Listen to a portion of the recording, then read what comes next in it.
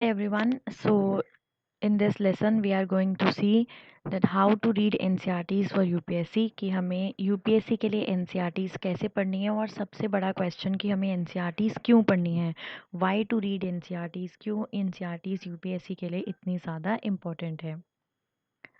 So first question is why NCERTs, क्यों NCERT ही क्यों पढ़नी है। UPSC consider NCERT books as a standard that is followed because NCERT books are available both in Hindi medium and as well as English medium across the country in the rural and urban areas and it is accessible to all sections. तो UPSC जो है वो NCERTs को इतना consideration में इसलिए लेता है बिकॉज एनसीईआरटीज देखो हिंदी मीडियम इंग्लिश मीडियम दोनों के स्टूडेंट्स को अवेलेबल है and rural urban her area में एनसीईआरटीज जो है ये अवेलेबल हैं आराम से। जो भी सेक्शन है सोसाइटी का वहाँ पर एनसीईआरटीज आराम से अवेलेबल हैं, कोई भी इन्हें लेकर आराम से पढ़ सकता है। इसलिए this is the first point कि एनसीईआरटी जो है हमारे लिए इम्पोर्टेंट है। Previous year question paper analysis अगर हम करें तो उसमें हमने ये देखा है कि जो क्वेश्चंस हैं काफ़ी बार डायरेक्टली या इनडायरेक्टली क्वेश्चंस जो हैं वो हमें एनसीईआरटी से मिल जाएंगे। एनसीईआरटी बुक्स में हमें कंसाइज और कंपैक्ट जो टॉपिक्स हैं वो मिल जाते हैं, मतलब कि हमें जो टॉपिक्स उसमें कवर्ड करे हुए हैं एनसीईआरटीज़ में वो हमें बहुत छोटे जो ब्रीफली एक्सप्लेन किए हुए मिल जाएंगे, जिससे कि हम आराम से उस टॉपिक को समझ सकते हैं। ऊपर से ये जो एनसीईआरटी में टॉपिक्स कवर्ड हैं ये सारे यूपीएससी सिविल सर्विसेज एग्जाम का जो सिलेबस है उसमें भी मेंशन है। तो यहाँ से जो है हमें सेकेंड रीज़न मिलता है कि हमें एनसीईआरटीज़ क्यों पढ़नी है।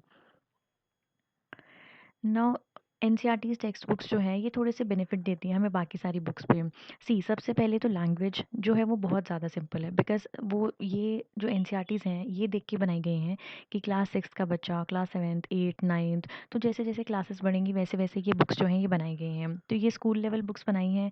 इसमें जो जो कुछ भी दिया हुआ है आपको, जो भी टेक्स्ट मिलेगा या जो भी मटेरियल है वो बिल्कुल अनकॉम्प्लिकेटेड है, वो बिल्कुल सिंपल लैंग्वेज में दिया है जो कोई भी आराम से एक बार दो बार तीन बार पढ़ने में आराम से समझ जाएगा।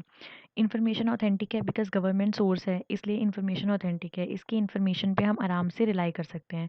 अगर हमें कहीं भी किसी भी स्टैंडर्ड बुक्स जो बुक्स हैं जैसे लक्ष्मीकांत बिपिन चंद्र या कोई भी और बुक्स जो हम पढ़ रहे हैं रमेश सिंह वगैरह, उनमें अगर हमें लगता है कि कोई डाउट है तो हमें अपनी एनसीईआरटीज़ खोल के उस डाउट को क्लियर करना चाहिए बिकॉज एनसीईआरटीज़ गवर्नमेंट की बुक्स हैं और गवर्नमेंट की बुक्स जो हैं इसे हम ऑथेंटिक सोर्स मान सकते हैं। बेसिक कंसेप्ट सारे इसमें कवर्ड हैं तो ये हमारे सारे कंसेप्ट्स यहाँ से कवर हो जाते हैं। स्टैटिक क्वेश्चंस जितने भी हैं हमारे एग्ज़ाम के यूपीएससी के लिए, जितने भी स्टैटिक क्वेश्चन है वो इन बुक्स को पढ़ के कवर हो जाएंगे। यूपीएससी की जो लैंग्वेज है, जो क्वेश्चंस हम देखते हैं यूपीएससी में, वो लैंग्वेज बिल्कुल एनसीईआरटी टेक्स्ट बुक की लैंग्वेज है। देखो यूपीएससी जो है वो बिल्कुल सिंपल रखने की कोशिश करता है, लैंग्वेज को इतना कम्प्लेक्स नहीं बनाएगा, बिल्कुल सिंपल क्वेश्चंस होते हैं। ये जस्ट की प्रैक्टिस होनी चाहिए, प्रैक्टिस के बेसिस पे सब कुछ आराम से क्लियर हो जाता है। इसलिए एनसीईआरटीज़ जो हैं वो और एनसीईआरटीज़ जो इम्पोर्टेंट हैं वो बेसिकली इसलिए भी हैं क्योंकि देखो जब गवर्नमेंट ने एनसीईआरटीज़ बनाई हैं उन्होंने ये सोच के बनाई हैं कि स्कूल के बच्चे ही नहीं पढ़ेंगे, तो उनको उनकी बेटर अंडरस्टैंडिंग के लिए देखो स्टोरीज़ दी गई हैं। वो स्टोरीज़ हम मेंस के आंसर्स में यूज़ कर सकते हैं। उस वो पैटर्न जो दे रखा है, उनके जो कंक्लूजन्स हैं उनको मेंस के आंसर में यूज़ हो सकता है। जो स्ट्रक्चर इतना अच्छे से इंट्रोडक्शन, फिर बॉडी, फिर स्टोरी से स्टार्ट करते हैं या कोई कोट से या कुछ भी जो हमारे आसपास है जिससे ईजिली हमें वो टॉपिक समझ में आ सके। Now let us see an example, जैसे मौर्यन एम्पायर अगर हम देख रहे हैं तो एनसीईआरटी बुक जो है वो बहुत ज़्यादा इंपॉर्टेंट है क्योंकि जितनी भी फैक्चुअल कंटेंट हमें चाहिए वो मेजॉरिटी पोर्शन, सारा नहीं बट मेजॉरिटी पोर्शन जो हमारा फैक्चुअल कंटेंट है वो हमें एनसीईआरटी से मिल जाएगा। प्रीलिम्स में जो क्वेश्चंस आते हैं वो तो मेजॉरिटी पोर्शन आराम से एनसीईआरटी से कवर हो सकते हैं अगर एनसीईआरटीज़ अच्छे से पढ़ के अच्छे से उन्हें एनालाइज किया गया है तो। If you take the static portion, जैसे मॉडर्न एम्पायर मैंने बताया एग्जांपल अगर हम लेते हैं, तो एनसीईआरटी जो है वो कुछ ऐसे भी पॉइंट्स कवर करता है जिन्हें यूपीएससी डायरेक्ट वहाँ से उठा लेती है। डायरेक्ट क्वेश्चन वहाँ से पूछे जाते हैं। तो एंशियंट इंडियन हिस्ट्री की जो बुक है वो हमें वो सारी इन्फॉर्मेशन देती है। जैसे एक मॉडर्न एम्पायर है तो उसमें एडमिनिस्ट्रेशन कैसा है, उस पीरियड में डेवलपमेंट्स कैसी हैं, कौन कौन से मेजर रूलर्स थे जैसे चंद्रगुप्त मौर्य, अशोका, इनके क्या क्या मेजर रोल रहे हैं, फिर आर्ट एंड आर्किटेक्चर, इसके अलावा सोसाइटी, इकोनॉमी, एडमिनिस्ट्रेशन, सब हमें इतना कंसाइज वे में दिया होता है कि उसको बस एक बार पढ़ के अगर हम 2 बार रिवाइज़ कर लें तो इट इज़ क्लियर। उसके बाद हमें सिर्फ ये प्रैक्टिस करने की ज़रूरत है कि जो क्वेश्चंस हैं वो कैसे पूछे गए हैं और फिर इन्फॉर्मेशन जो है वो हमारी यहाँ से कवर हो जाएगी। एनसीईआरटीज़ जैसे बहुत सारे फैक्ट्स भी देते हैं, जैसे बिंदुसार है ना, तो इनके अलावा ये लिख देंगे कि ये चंद्रगुप्त मौर्य के सन हैं, अशोका के फादर हैं। तो इससे क्या होगा कि हमें जो क्रोनोलॉजी है रूलर्स की वो क्लियर हो जाती है हमारे माइंड में, और बार बार ये एक ही चीज़ को रिपीट करते हैं, जिससे कि जो हमारा रिवीजन है बुक में ही कई बार हो जाता है। और इनको जैसे अमित्रगट और the slayer of the enemies, तो ये ऐसे वर्ड्स जो है ये हमें यहाँ पर देते हैं, जिसकी वजह से अगर यूपीएससी में कल को कोई क्वेश्चन आता है तो हम उसे एलिमिनेट कर सकते हैं, या फिर हमारा क्वेश्चन डायरेक्ट भी हो सकता है। तो ये एक एग्जांपल है एनसीईआरटी को पढ़ने का बहुत बड़ा बेनिफिट। दूसरा एग्जांपल जो है 1857 का रिवोल्ट, जैसे मॉडर्न इंडिया में देखते हैं, जो पॉइंट्स दिए हैं वो स्ट्रक्चर्ड हैं। देखो उसमें पॉलिटिकल कॉजेज़ क्या हैं, ठीक है, उसके बाद मिलिट्री कॉजेज़ क्या हैं, तो जो भी हेडिंग्स हैं, पहले हेडिंग लिखी है फिर उनके बाद नीचे पॉइंट्स लिखे हैं। तो ऐसा जो स्ट्रक्चर है, ये पूरा का पूरा स्ट्रक्चर हम अपने मेंस के आंसर राइटिंग में आराम से यूज़ कर सकते हैं, जिससे कि हमें अच्छे मार्क्स मिल जाएँगे। और लैंग्वेज तो बहुत सिंपल है, अगर हम ये वाली लैंग्वेज लिखना सीख जाते हैं, तो हम आराम से मेंस के आंसर लिख सकते हैं। बिकॉज़ हमें प्रॉब्लम होती है कि हमें मेंस में कैसी लैंग्वेज लिखनी है, क्या लिखना है, समझ में नहीं आता कि जो वोकैब्युलरी है वो कैसी होनी चाहिए। तो बस दिस इज़ एनसीईआरटीज़ पढ़ने के 2-3 बार और अगर हम कोई मेंस का क्वेश्चन उठा के देखते हैं, तो हमें क्लैरिटी मिलती है कि हाँ, हमें भी ऐसे ही आंसर लिखना चाहिए, और फिर उससे धीरे-धीरे प्रैक्टिस करने से हम ज़्यादा आंसर्स करंट अफेयर्स को सप्लीमेंट करके लिख सकते हैं। नाउ जो जितने भी बॉक्सेस हैं एनसीईआरटीज़ में, they are very important, because उसमें जो इन्फॉर्मेशन है, जो भी हर चैप्टर के बाद या बीच में भी कुछ इन्फॉर्मेशन कन्फाइन रहती है जो कि उस चैप्टर से रिलेटेड है, या उस चैप्टर के साथ कोई क्रोनोलॉजी में कोई और एम्पायर चल रहा है, या फिर कोई और चीज़ चल रही है कहीं और, तो वो कंपेयर करके देते हैं। और यूपीएससी के जो क्वेश्चंस होते हैं वो हमें कंपैरिजन पे ही मिलते हैं। तो इसलिए जो बॉक्सेस हैं, ये जो भी इमेजेस हैं, वो भी बहुत ज़्यादा इंपॉर्टेंट हैं। तो अब तो सबसे पहले हमने ये देख लिया कि एनसीईआरटी क्यों इम्पोर्टेंट है यूपीएससी एग्ज़ाम के लिए, और दूसरा हमने एग्जांपल्स कवर करे कि ये वाले एग्जांपल से हमें प्रीलिम्स एंड मेंस में एनसीईआरटी से हेल्प मिल रही है। अब दूसरा क्वेश्चन जो सबका होता है, कितनी बार एनसीईआरटीज़ हमें पढ़नी चाहिए। देखिए इस क्वेश्चन का आंसर कोई कन्फाइन नहीं है, जैसे 2 बार 3 बार नहीं, जितनी बार आपको पढ़ के कॉन्फिडेंस आ रहा है या आप कॉन्फिडेंट हो रहे हो, उतनी बार आप एनसीईआरटीज़ पढ़ सकते हो। रिवीजन का कोई एंड नहीं है, जितना आप रिवीजन करोगे उतना ही आपके पॉइंट्स जो हैं वो स्ट्रॉन्ग होते चले जाएँगे, आपके माइंड में वो आराम से फिट हो जाएँगे। वैसे जनरली टाइम पे आप 3 टाइम्स पढ़ सकते हो। फर्स्ट टाइम रीडिंग करो, ठीक है? तो फर्स्ट टाइम जैसे ये देखते हैं कि फर्स्ट रीडिंग जो करनी है वो कैसे करनी है। तो फर्स्ट रीडिंग आप करो कि जैसे नॉवल पढ़ रहे हो, बस स्टोरी की तरह लेते चले जाओ कि हाँ, ये पॉइंट्स दे रखे हैं, ये रूलर्स हैं, इन्होंने ये किया, सोसाइटी ऐसी थी, एडमिनिस्ट्रेशन ऐसा था, कुछ ऐसे वर्ड्स थे, आर्ट एंड आर्किटेक्चर ऐसा था। बस उसको देखना है, और आपको कोई डिफ़िकल्ट वर्ड लग रहा है कि जो आपको बिल्कुल समझ में नहीं आ रहा है, उसको आप उसी टाइम एक बार डिक्शनरी में देख लीजिए, सर्च कर लीजिए उसके बारे में, तो आपको वो टॉपिक वहाँ पर क्लियर हो जाएगा।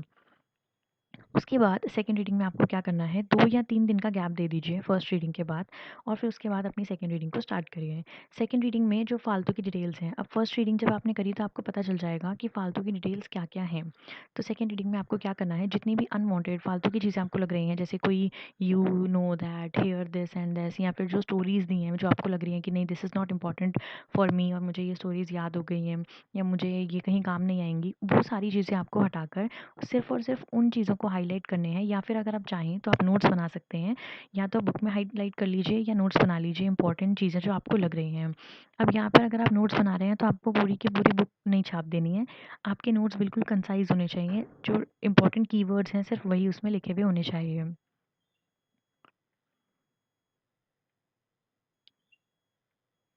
नाउ द थर्ड रीडिंग में आपको क्या करना है, देखो आपने फर्स्ट रीडिंग में उसे नॉवल की तरह पढ़ लिया, सेकंड रीडिंग में आपने उसे पढ़ के अपने इंपॉर्टेंट पॉइंट्स जो हैं उनको हाईलाइट कर लिया है, या फिर आपने नोट्स बना लिए हैं। अब आपको सब कुछ समराइज़ करना है जो भी आपने पढ़ा है। थर्ड रीडिंग थोड़ी सी तेज़ होनी चाहिए फर्स्ट और सेकंड से, बिकॉज फर्स्ट और सेकंड में आपको आराम आराम से टाइम दे के चीज़ें समझनी है। थर्ड रीडिंग में आप बस रिवाइज़ कर रहे हैं, एक तरह पूरा ग्लांस ले रहे हैं हर चैप्टर को, जो भी आपने पार्ट्स हाईलाइट करे हैं या फिर अगर आपने नोट्स बनाए हैं। अब जब आप यहाँ पे नोट्स बना रहे हैं उस टाइम पे, या फिर आप जब थर्ड रीडिंग कर रहे हैं, नोट्स अपने नोट्स को पढ़ रहे हैं या फिर बुक से ही हाइलाइटेड पोर्शन पढ़ रहे हैं, उस टाइम आपको क्या करना है कि जो आप डेली हिंदू पढ़ रहे हैं, उससे आपके जो करंट अफेयर्स आप नोट्स बना रहे हैं, या फिर चाहे आप कोई कोचिंग का मटेरियल पढ़ रहे हैं, उसको आपको कनेक्ट करना स्टार्ट करना है। और जैसे जैसे आप उन टॉपिक्स को, स्टैटिक टॉपिक्स को करंट अफेयर से कनेक्ट करना स्टार्ट करेंगे, तो आपकी प्रिपरेशन एक अलग लेवल पे स्टार्ट हो जाएगी, जिससे आपकी स्टैटिक जो टॉपिक्स हैं वो भी रिवाइज होंगे, और आप करंट अफेयर्स को उनके साथ ऐड करके कैच करके लिखना स्टार्ट कर सकते हैं। Now this is a very big question कि कौन सी एनसीईआरटीज़ पढ़नी चाहिए, ओल्ड या न्यू।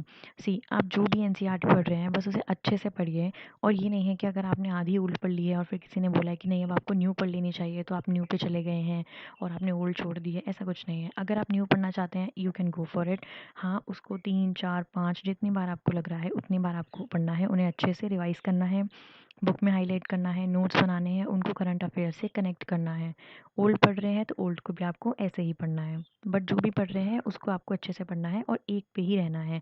ऐसा नहीं है कि ओल्ड पढ़ने के बाद आप नए पे चले गए और फिर नए पढ़ने के बाद ओल्ड पे जा रहे हैं। ये कुछ एनसीईआरटी की लिस्ट है, ये न्यू एनसीईआरटी की लिस्ट है जो मैंने यहाँ पर आपके लिए दी है। आप चाहें तो आप ओल्ड एनसीईआरटी में भी ये जो टॉपिक्स हैं इनको फाइंड आउट करके पढ़ सकते हैं। हिस्ट्री के लिए क्लास 6 to 12 आपको सारी एनसीईआरटीज़ पढ़नी है। पॉलिटी के लिए क्लास 6 to 12, ज्योग्राफी के लिए भी 6 to 12 एंड इकोनॉमिक्स के लिए क्लास 9 to 12। तो ये सारी एनसीईआरटीज़ आपको पढ़नी है। नाउ साइंस के लिए आप क्लास 6 से 10 सारी पढ़ सकते हैं। 11th क्लास की जो साइंस की एनसीईआरटी है उसमें आप केमिस्ट्री की यूनिट 14 एंड बायोलॉजी की unit 4 and 5, this is optional. Okay, ये ऑप्शनल है। अगर आप एक बार ये चैप्टर खोल के देख लीजिएगा, अगर आपको लगता है कि आपको साइंस एंड टेक में कोई टॉपिक्स हैं जो भी करंट अफेयर्स में आए हैं और वो समझ में नहीं आ रहे हैं, तो उनका बेस बनाने के लिए आप इन चैप्टर्स को रीड कर सकते हैं। ऐसे ही ये जो केमिस्ट्री क्लास 12 केमिस्ट्री की यूनिट 16 है एंड बायोलॉजी की 8 9 10, इसको भी आप चाहें तो स्किप कर सकते हैं, बट इफ़ यू वांट आप रीड कर सकते हैं अपना कुछ करंट अफेयर्स के बेसिक्स बनाने के लिए। इकोलॉजी के लिए आपको क्लास 12 बायोलॉजी के चैप्टर लास्ट जो 4 चैप्टर हैं उनको अच्छे से पढ़ना है। अगर आप उनको अच्छे से पढ़ लेंगे तो इकोलॉजी के जितने भी स्टैटिक पॉइंट्स हैं वो आपके वहाँ से कवर हो जाएंगे। तो इकोलॉजी के अलावा आप इंडियन सोसाइटी के लिए भी एनसीईआरटीज़ पढ़ सकते हैं, ये आपके मेंस के एग्ज़ाम में हेल्प करेगा आपको। क्लास 11 की एनसीईआरटी है sociology, understanding society and 12th की दोनों books, Indian society, social change and development in India. तो 11th की आपको एक बुक पढ़नी है, 12th की दोनों, और ये आपको मेंस में हेल्प करेगा जो जीएस पेपर 1 इंडियन सोसाइटी का पोर्शन है वहाँ पर। इसके अलावा आप आर्ट एंड कल्चर के लिए भी एनसीईआरटी पढ़ सकते हैं, प्रेफर कर सकते हैं। क्लास 11th की introduction to Indian art and living craft traditions of India, ये भी क्लास 11th की ही बुक है। इसके आपको सिर्फ 2 चैप्टर पढ़ने हैं, चैप्टर 9 एंड चैप्टर 10। तो आप आर्ट एंड कल्चर के लिए इस बुक को पढ़ सकते हैं। सो अब ये वाली जितनी भी आपको एनसीईआरटीज़ पढ़नी है, अगर आपके पास अवेलेबल हैं तो दैट्स वेल एंड गुड, लेकिन फॉर एग्जांपल भी लॉकडाउन है और आपके पास बुक्स अवेलेबल नहीं है तो आप इन्हें डाउनलोड करके पढ़ सकते हैं। डाउनलोड कैसे करना है, आपको जाना है ncrt.nic.in। ओके, इस साइट को आप गूगल पे इसको टाइप कीजिए तो पेज अपीयर्स जाएंगे, उसमें आपको फर्स्ट लिंक ओपन करना है। तो आपको ये ऐसा पेज कुछ दिखाई देगा। इस पेज में आपको यहाँ जाना है पब्लिकेशंस पे। इस पेज में आप क्या करेंगे, ये जो पब्लिकेशंस वाला सेक्शन है इस पे क्लिक करेंगे तो यहाँ पर लिखा आएगा ई बुक्स। जैसे आप इस पब्लिकेशन पे क्लिक करेंगे तो नीचे एक ऐसे अपीयर हो जाएगा, ठीक है। तो जब अपीयर होगा तो वहाँ पे एक ऑप्शन लिखा आएगा ई बुक। ई बुक के नीचे आपको लिखा आएगा पीडीएफ, तो आप वो पीडीएफ ओपन कर लीजिएगा। जैसे ही वो आप ओपन करेंगे तो ये वाला पेज आपको अपीयर हो जाएगा। अब यहाँ पर आप अपनी क्लास सेलेक्ट कर सकते हैं, सब्जेक्ट सेलेक्ट कर सकते हैं, और जो भी बुक है उसका नाम आप यहाँ पर सेलेक्ट कर सकते हैं। यहाँ पर आपको बुक्स जो हैं वो हिंदी और इंग्लिश दोनों लैंग्वेज में मिल जाएंगी। तो जिस भी लैंग्वेज में आप अपनी पढ़ाई कर रहे हैं उस लैंग्वेज की बुक आप यहाँ पर सर्च करके ये गो वाले बटन पे क्लिक कर देंगे। जैसे ही आप क्लिक करेंगे तो ये आ जाएगा। जैसे मैंने क्लास 6 की, मैंने यहाँ पे लिखा था क्लास 6 यहाँ पर, और फिर यहाँ पे मैंने डाला सोशल साइंस। सोशल साइंस डालने के बाद मैंने यहाँ पर लिख दिया ज्योग्राफी का नाम। तो ज्योग्राफी की बुक्स का यहाँ पर ऐसे करके बहुत सारे ऑप्शंस आ जाएंगे। वहाँ पर मैंने ज्योग्राफी की बुक आवर, ये जो अर्थ आवर हैबिटेट बुक है इस पर क्लिक कर दिया एंड देन फिर मैंने गो कर दिया। तो ऐसा मुझे पेज अपीयर हो गया। यहाँ पर मेरे सारे चैप्टर्स जो हैं वो आ गए हैं। अब मैं यहाँ पर चाहूँ तो मैं किसी भी एक चैप्टर के ऊपर क्लिक करूँगी तो ऐसे मुझे जो चैप्टर है ये ओपन हो जाएगा। जैसे मैंने फर्स्ट चैप्टर पे क्लिक किया, आप देख सकते हैं, तो ये ऐसे पेज यहाँ पर अपीयर हो जाएगा। उसके बाद मुझे क्या करना है, अगर मैं यहाँ से पढ़ना चाहती हूँ तो मैं यहाँ से पढ़ सकती हूँ। अगर मैं चाहती हूँ कि मुझे ये अपने फ़ोन या फिर लैपटॉप या कंप्यूटर में डाउनलोड करना है तो मैं इस वाले बटन पे क्लिक करूँगी। जैसे ही आप यहाँ पे क्लिक करेंगे तो आपका जो ये पीडीएफ है ये डाउनलोड हो जाएगा और आपके कंप्यूटर, फ़ोन या लैपटॉप के डाउनलोड्स में चले जाएगा। सो thank you friends, I hope कि आपको समझ में आ गया होगा कि एनसीईआरटीज़ हमारे लिए क्यों इम्पोर्टेंट है, हमें क्यों पढ़नी है। हमने इस क्वेश्चन के आंसर भी देखे कि वाई एनसीईआरटी, फिर हमने ये देखा कि हमें एनसीईआरटी कैसे पढ़नी है। तो हमने उसके लिए 3 रीडिंग्स देखी, फर्स्ट, सेकंड एंड थर्ड। आप चाहें तो आप ज़्यादा रीडिंग्स भी दे सकते हैं।